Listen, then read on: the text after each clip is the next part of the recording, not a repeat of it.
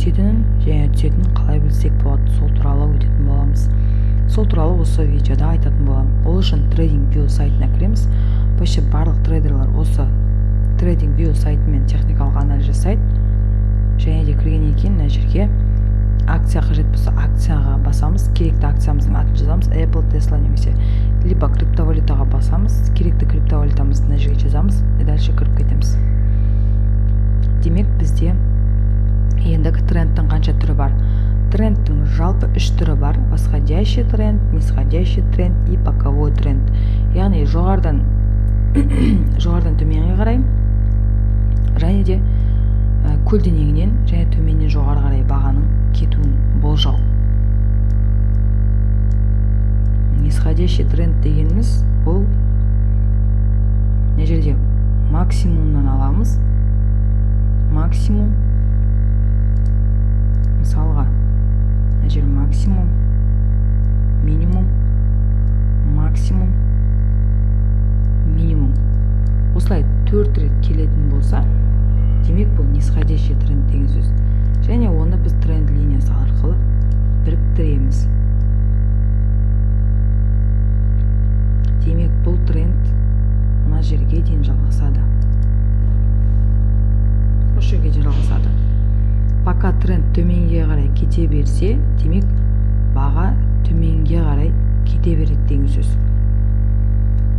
Мына жерде уже баға өзгеріс пайда болды, уже төмен қарай кетпей қалды баға. Уже баға төменге қарай кетпей қалды, демек мына жерде уже тренд ауысты. Бұл тренд боковой тренд. Бұл көлденеңінен. Бұл жерде тренд ауысады. Демек біз мына жерде уже мына жер сопротивление, мынаның астың жағы поддержка. Мынаның астың жағы бізде поддержка болып есептеледі.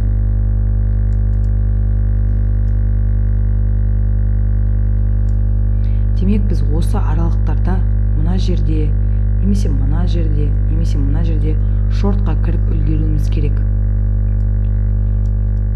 Егер де бағаның түскенінен пайда табамын десеңіздер, мына жерден, немесе мына жерде, немесе мына жерде сіз шортқа кіріп үлгеруіңіз керек. Мына жерде уже тренд ауысып кетті. Бұл көлденеңінен. Ал енді біз көлденеңінен сызылған трендпен қалай жұмыс жасаймыз?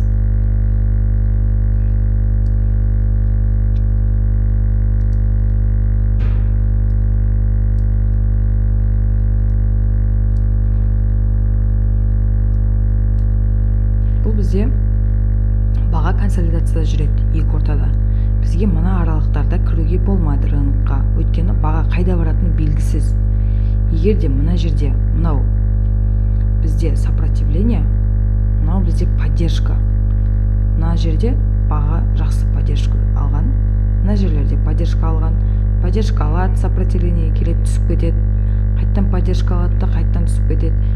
Осы аралықта жүрген кезінде мына жерді бұзып кететін болса, мына тренд сызығын бұзып жоғары кететін болса, онда біз осы жерден лонгқа кірсек болады.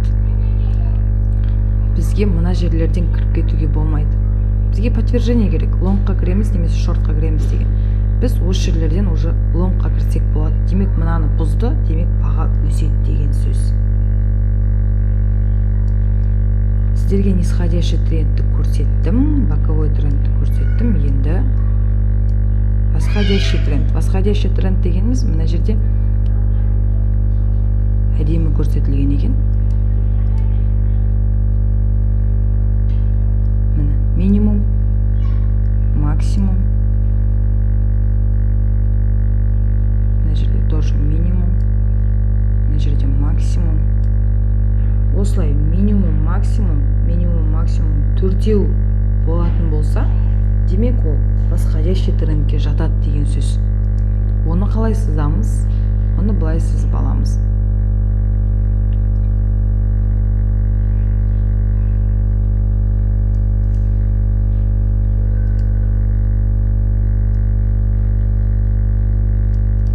Мынау уже бізде восходящий тренд. Біз примерно осы жерлерде лонгқа кірсек болады. Мына жерден лонгқа кірсек болады. Немесе мына жерлерден лонгқа кірсек болады. Бұл жалғаса береді, егер де баға осылай мына жерде low, high осылай кете беретін болса, осылайынан. Демек бұл тренд жалғаса береді. Егер бұлай кете бермей, мына жерде уже тоқтады тренд. Бұл жерде біз лонгқа да шортқа да кірмейміз. Мына жерде уже тренд өзгерді деген сөз. Тренд өзгерді мына жерде.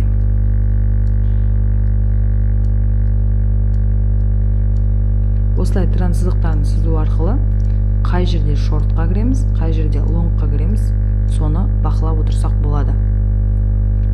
Енді бізде индикаторлар бар. Индикаторлар туралы келесі видеода айтатын боламын.